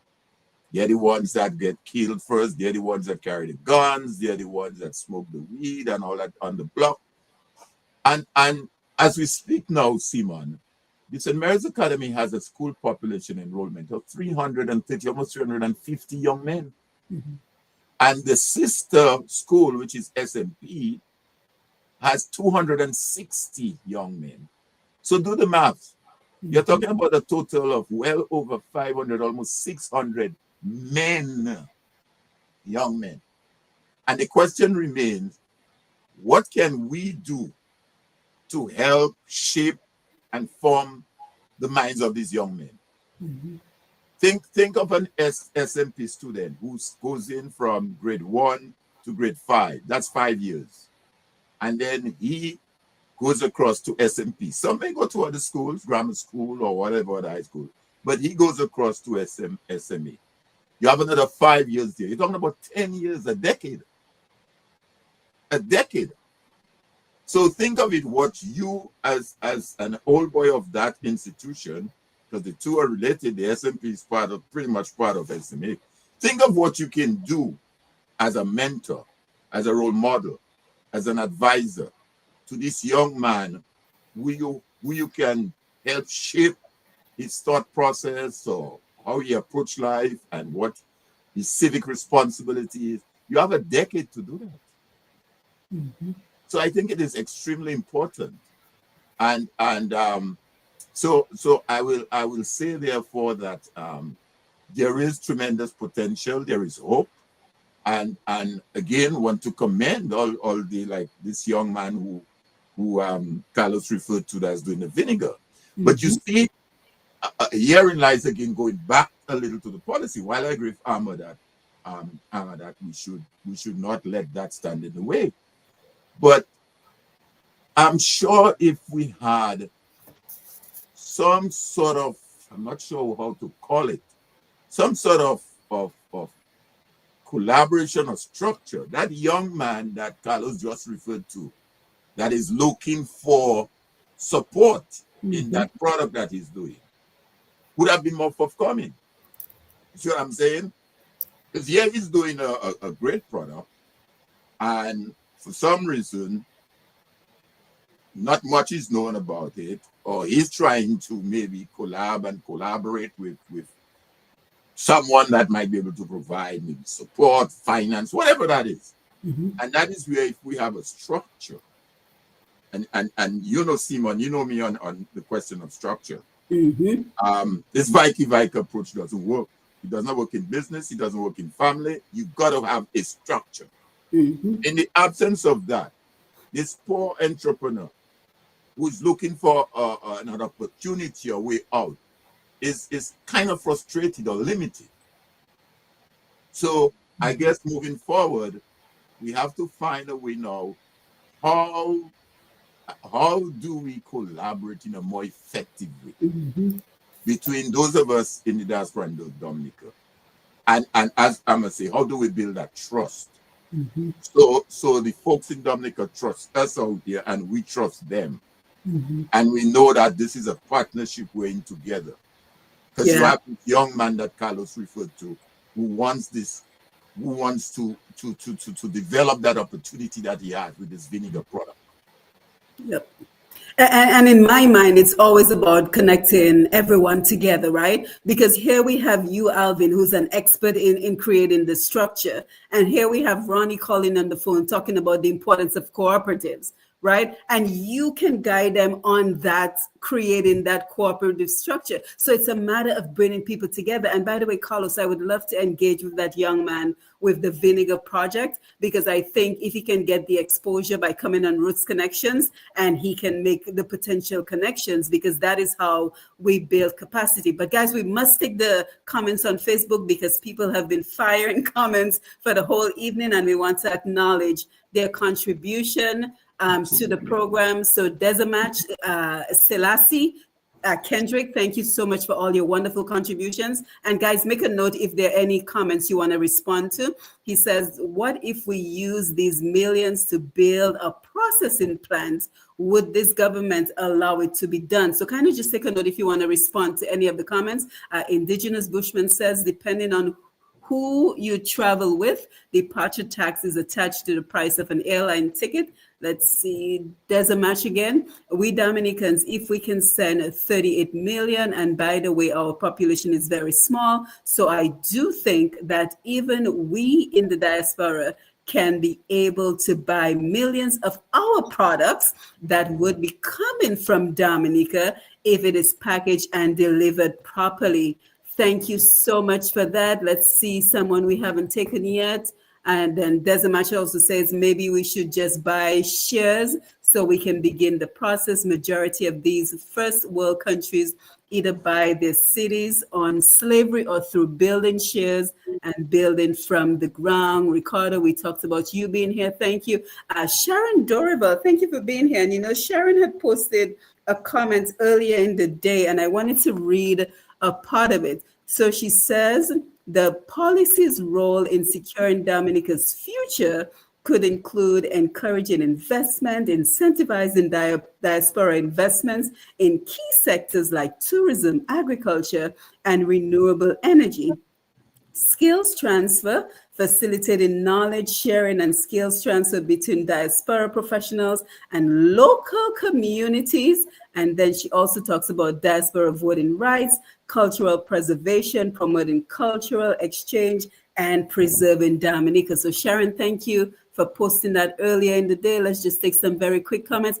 Dr. Kevin Laura, always great to see you on board. Happy about the idea of internship and volunteerism. Thank you, Dr. Kevin. Nice to see you. Dominic 767 Dom says goat milk would be another excellent product to develop locally and for export. It's highly nutritious, easier to digest than cow's milk, and ideal for people with lactose insensitivity. And then he continues, with proper processing, it could support local farmers, reduce imports, improve food security, and create a valuable export product in the region. Yannick Coldwater Perriman, nice to see you. Owen Prosper, nice to see you as well. Let's make sure we take a comment, at least one comment from everyone who made a contribution. Let's see.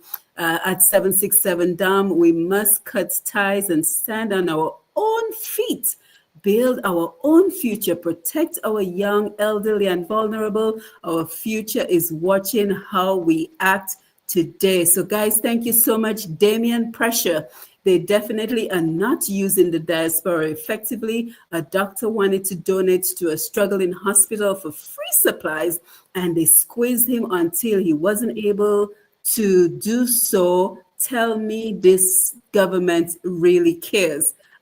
Very quickly. Hugh gets Santile, always great to see you. She's tuned in. She's late. You get your never too late because you can always catch the replay. So if anyone missed any portion of the program, you can always catch the replay by going to Push Past 10 or Q95 FM radio on Facebook or Q95 FM radio on YouTube. So you did not miss anything. Sandra Green, nice to see you. Commitment is also very critical.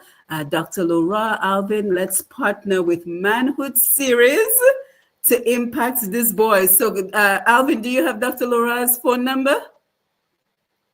Yes, I do. I do. So reach out to him because you know yes, certainly.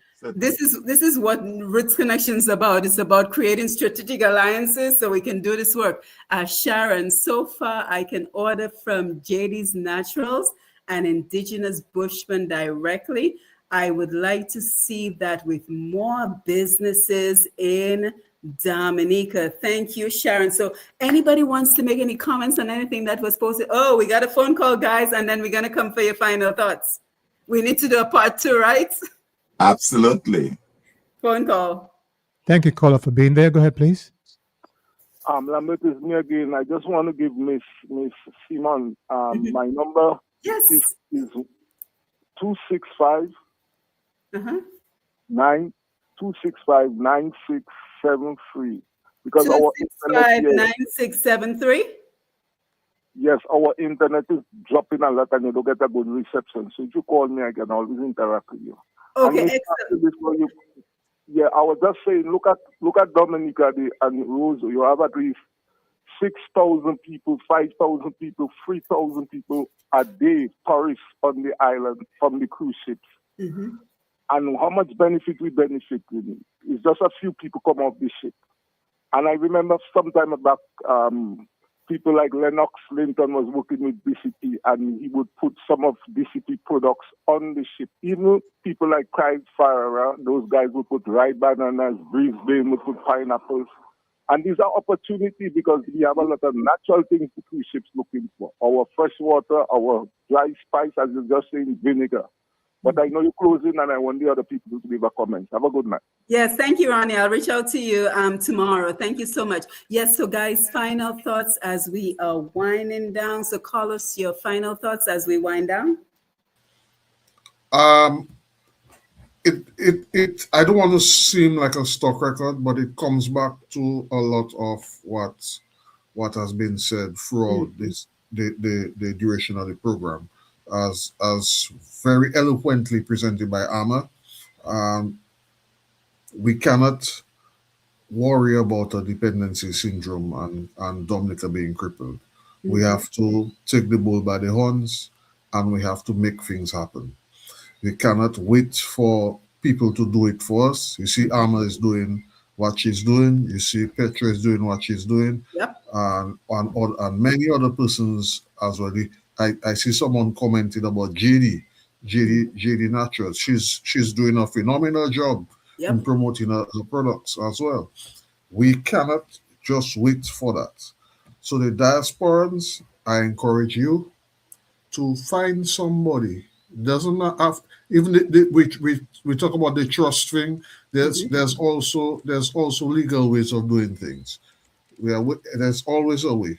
Let's all find a way to work together to make things better for not just for yourself, but for our island on a whole.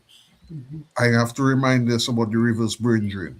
Mm-hmm. Find a way to contribute, whether it be in person or remotely. The internet has made the world a global place and even smaller. We don't have to wait to go to the 1P phone in the village to get a call. You can easily send him, see how fast Ronnie gave you his number. Mhm. Tomorrow morning you're talking to him. Absolutely. Right. So let's find a way to all work together and not wait for government until the time is presented that we can change the government and fix our country the way that we all want it to be. Thank you, Carlos. Let me come to you, Alvin. But before I do, what I'm hearing is this is going to take a grassroots movement, Alvin. This is Yeah. going to take a grassroots movement. And if we can just take what the DLC, the Dominica Livestock Cooperative, is doing and implement that in other sectors. So what we have to do is engage with the folks for the Dominica Lifestyle Cooperative, because we know that these are people who are in various parts of the world.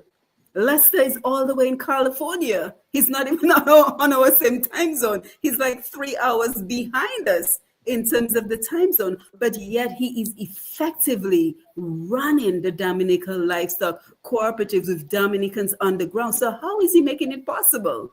Right? Yeah. How is he able to build that trust that we're talking about? So the importance of those grassroots movements in terms of taking what they're doing and implementing it in other sectors, that is going to be my hope and what I'm going to be working on for 2026. So your final thoughts as we wind down, Alvin. Thank you, Simone. Well, first of all, let me just say thank you and the other two guests, we seem to have lost her, and Yeah. Carlos, for being, engaging in that kind of conversation. And of course, our friend Lambi in the production studio. I think, though, that what is happening now, and I'll have to go back to that, the current geopolitical, if that's the term we all want to use, is going to force us to think differently. There's no doubt about it. It's going to force us to think differently. Given the administration that's in place in the US, we have another 3 years to live with that, whether we like it or not. So we have some time. We have time. Time is of the urgency. It's urgency of now, as they say. But we're going to have to think differently in how we approach things and how we do things. I, too, have listened to Ronnie several times. He called on several programs. As he rightly stated this evening, and what you can hear from him, he's a small businessman in Dominica, operating in Dominica. And he talks about the challenges that he faces. But that does not stop him. He continues to plug on. But he made some very important point tonight. The fact that, and Amma made the point as well, that we can't do this alone. And while it may be true that we don't need to wait on quote unquote the government, we should, take charge of what we got to do and move. I still believe, though, that for any business to survive in a very successful and effective manner, you need to have a sort of enabling environment. The environment must be conducive. It's like raising a child. If the home is not conducive for that child is likely to go any way, no matter how good intention there may be. So it's the same for the business. So while I agree on one hand that we should not sit back on our laurels and do what we need to do, I think there has to be a sort of partnership and an environment. For some of us, it may be an easy walk. As Amma rightly pointed out, she came up through some hurdles to get it to where it is today. But I will only end by saying that there is hope. Do not give up. There is hope. Those of us in the diaspora, and I can speak as someone in the diaspora, and I guess yourself, Dr. Simone. I mean, I migrated many years ago, but that did not stop me from connecting myself to what's happening in my country, Dominica. I always know, no matter how many years I stay out there, that Dominica is my home. Home. And this is where I want to see the development and see something happen. When I have the breath of life, That is what I was thinking. Yes, yes. To help promote and see Dominica as that. I mean, I saw a video that I think Dr. Thompson posted. He was up at Diaspora and he was doing a reporting, and he showed where they started feeling that there was some water, fresh water. I mean, I looked at water, and the other water I would just put in my hand and drink, and that water flowing, Yep. flowing, and you know, Simone, Mm-hmm. that water by the next 10, 15 years, Mm-hmm. and it's going to be one of the scarcest things. Yep. Scarcest resources. There are countries now that wish they had a bucket of material. Mm-hmm. So I'm saying this to say we got the resources, we got the people. Our Dominican people are not lazy people, despite Nope. what people might say about our Nope. young people. Our They young just people want are the not lazy. opportunity. They Nope. just want the right direction, the right mentorship. Mm-hmm. But the land, like I said earlier, we have more fertile land than what Singapore had. Mm-hmm. We have water. Water is life. Mm-hmm. The human body, 75% of the liquid in the human body is water. I guess, Amma, you could correct me on that if I'm wrong. You're a nurse, right? So water is life. We got water. We got land. We got people, the human resource. So we got it. Yep. We just now have to find a way to harness it together, trust each other, collaborate with each other, and this thing of them and us, that has to go for now. Mm-hmm. It has to, we have to just get rid of that lingo. Mm-hmm. It's we, collectively, it's we Dominicans. Just happened that some of us are in Atlanta, in New York, in California, and some are in Roseau and Wesley and Maryland. Mm-hmm. And DLC is showing us how we can set that aside. Absolutely. There Absolutely. are tons of Dominicans from all over the world, and they So again, all have one focus. Exactly. So again, thanks, Simone, and Yes. I'm sure there's likely to be a part 2. Oh, I don't know, because absolutely. we've scratched the surface. There's so much more that can be said, and I'm sure. Yes, you we know, have more to but explore. I enjoy the company with my good friend Carlos and Amma, my daughter, my adopted. Should I say my adopted or my stepmom or just my daughter? You're adopted because you're the adopted. It was really a pleasure being here this evening. Yes, thank you. And Catherine, thank you for joining in. She says young people want to work, but for good pay. So Amma, let me thank you again. Let me thank you again for igniting the fire to finally bring this conversation to fruition. So again, thank you for that Facebook program you did that inspired this program.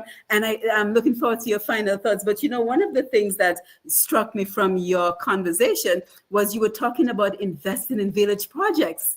So instead of sending money, yes, we have to support even urgent needs of our family in Dominica, but we should also be sending money to invest in village projects. So once we get past the trust issue, that is something we should be looking at. So your final thoughts as we wind down. I'll try to keep it to a minute and a half. Thank you. So basically, at the center of everything that we've been discussing tonight, there's one word, and that is trust. Yes. And trust doesn't come from policy documents or an announcement. It's built through consistent action, transparency, and shared responsibility.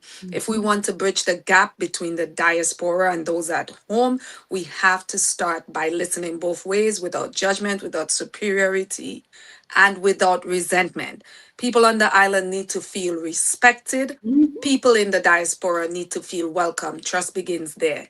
Trust is built through small, visible wins, not big promises, but projects that work, youth programs that produce results, cooperatives that export, funds that report back clearly with transparency. When people see progress, confidence grows. We also have to move away from charity and towards partnership. Charity creates dependency, partnership creates ownership. When everyone has a role and responsibility, trust deepens, accountability matters. Clear expectations, clear reporting, and honesty when things are being done. People don't lose trust because of mistake. They lose trust because of silence. And finally, trust requires long-term commitment, which is what one caller talked about. Development is not an event, it's a relationship, and relationships only work when people stay engaged beyond the excitement. Dominica's future will be built when diaspora and home stop operating separately and start building together. The door is open, the opportunity is here, and trust is how we move forward. Very well said. Thank you. I couldn't have said it any better. So my goal this year is going to be to continue along this path, right? This path of sustainable development, this path of securing the future of Dominicans, and especially following up on those reunions, because one of the questions I asked with every reunion, and Alvin will remember this, one of the questions I asked everyone who came and did a reunion program on my platform, I said, what will be the steps beyond the reunion? So I'm going to hold them accountable, because I think, Amma, that's a very important word that you have included in the discussion. I'm going to be holding their feet to the fire, and I'm going to be holding them accountable to say, great, I'm sure the reunion was wonderful, but what have you done since the reunion? Because that is how we're going to build that grassroots movement that we're talking about, to ensure that we keep the momentum. Alvin, you wanted to chime in? No, you're absolutely correct. You're absolutely correct. And obviously, I, at some point in the, on your program, will be happy, and I'll be happy to come and share some of that with you, because we did it, as I said, recently with our alma mater, and it was, in our view, very successful. It fired up and engaged quite a few folks. And the intention, as we said, is not just structural, though that's how it started with the project on the roof to raise funds for that, but I think it goes way beyond that. Yes. I know I could say, for example, that I know the school has a very successful 4-H club program undertaken there, and part of that, what they do in the 4-H club is agriculture as well, and very well run program, quite a good activities. So I think there's a lot of room for growth, for improvement. Yeah. And so I want to continue to give the support, continue to give the recognition, continue to give the encouragement, so that these reunions can produce fruit.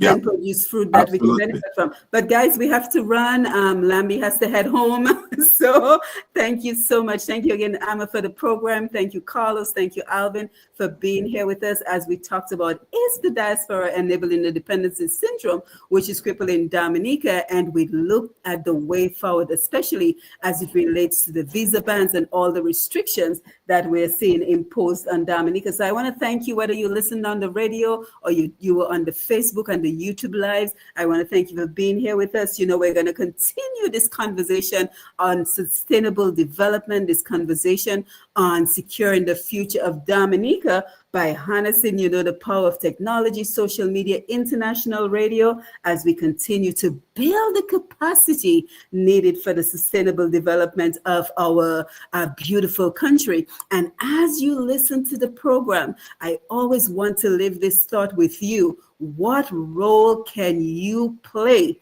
So we disseminated a lot of information today. Carlos shared opportunities where you can get involved. Amma has a farm on the ground. She has a wellness program. Alvin has sons who have a business in Dominica. So what role can you play in your own area of the world to support what we're doing for Dominica, so we can start talking less and doing more, and we can finally turn that passion we have for Dominica into action for Dominica? And if you're working on any impactful program, any projects in terms of moving our country and our people forward, I'm always happy to hear from you. And thank you, everyone who continues to reach out with program ideas. You can reach me at pushpast10@gmail.com. So that is pushpast10@gmail.com. I am looking forward to hearing from you. Lambi, thank you. showing.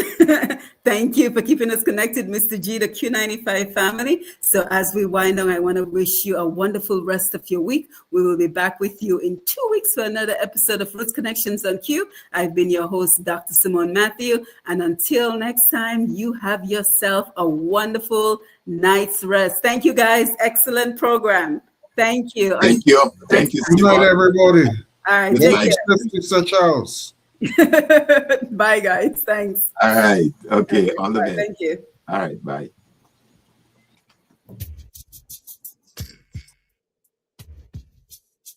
Roots Connections on Q. 8 p.m. to 10 p.m. every other Wednesday on Q95, the big station.